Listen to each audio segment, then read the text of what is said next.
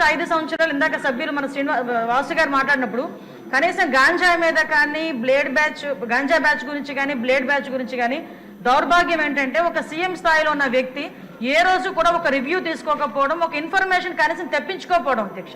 దీని పర్యవసానం ఏదంటే 5 సంవత్సరాలు దీన్ని క్యారీ ఫార్వర్డ్ చేసుకొని ఈ రోజు ఇంతవరకు రావడం జరిగింది అధ్యక్ష. దీని నేపథ్యంలో ఈ రోజు ఈ గాంజాని ఇమీడియట్ గా మనం అరికట్టాలి అనుకునేటప్పుడు చాలా ఎక్సర్సైజ్ చేసుకోవాల్సి వస్తుంది అధ్యక్ష. సిస్టమ్ ని కూడా మనం మళ్ళా రిపేర్ చేసుకోవాల్సిన పరిస్థితి ఏర్పడింది అధ్యక్ష.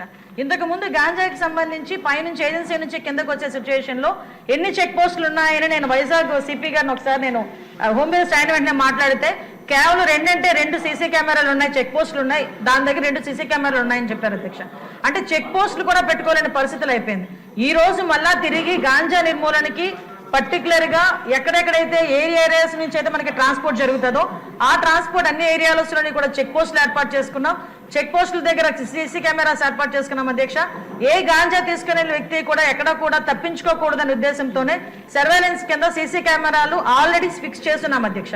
దీని నేపథ్యంలోనే మనం అర్థం చేసుకుంటే అధ్యక్ష, ఈ 5 నెలల కాలంలో మనం వచ్చిన ఎన్డీఏ గవర్నమెంట్ వచ్చిన 5 నెలల కాలంలోనే సుమారుగా 25,000 కేజీల గాంజాని ఈరోజు పట్టుకొని గవర్నమెంట్ స్వాధీనం చేసుకునే పరిస్థితి, పోలీస్ డిపార్ట్మెంట్ వాళ్ళు పట్టుకొని స్వాధీనం చేసుకునే పరిస్థితి కనిపించింది అధ్యక్ష. దగ్గర 916 మందిని కూడా ఈ రోజు మనం జూన్ నుంచి అక్టోబర్ వరకు చూసుకుంటే 916 మంది మీద ఆల్రెడీ కేసులు నమోదైన వాళ్ళందరూ కూడా వెళ్ళారు అధ్యక్ష. ఇందాక గౌరవ సభ్యులు కూడా జైలుకి సంబంధించిన విషయం కూడా చెప్తున్నారు అధ్యక్ష.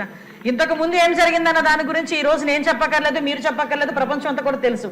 కానీ ఈ రోజు మేము వచ్చిన తర్వాత మా నిఘా యంత్రాలు ఎంత క్లియర్ గా పనిచేస్తున్నాయంటే ఎప్పుడు నుంచి జరుగుతుందో అర్థం కాదు. రాజమండ్రిలోని ఒక ఫార్మసిస్ట్ ఒక జైల్లో ఉన్న వ్యక్తికి గాంజా తీసుకెళ్లే పరిస్థితి నిన్న మొన్న కనిపిస్తే ఇమీడియట్ గా దాన్ని మా నిఘా యంత్రాలన్నీ కూడా పట్టుకొని అతన్ని కూడా అరెస్ట్ చేసి జైలుకు పంపించిన పరిస్థితి.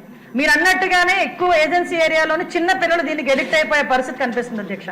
ఎడిక్ట్ అవ్వడమే కాదు అధ్యక్ష, వాళ్ళకున్న ఫైనాన్షియల్ ప్రాబ్లమ్స్ ని బేస్ చేసుకుని వాళ్ళని పావుల కింద వాడుకునే పరిస్థితి ఉంది.